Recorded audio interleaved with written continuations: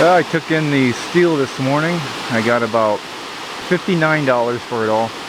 But I didn't do too bad, because on the way home I found a computer monitor. And then stopped off to enjoy this.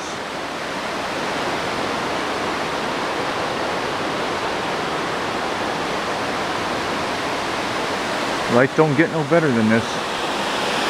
At least not mine.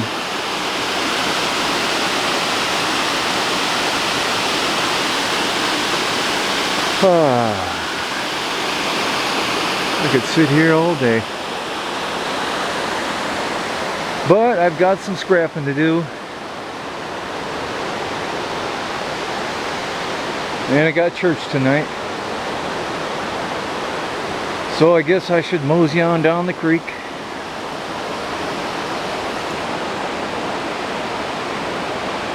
See ya.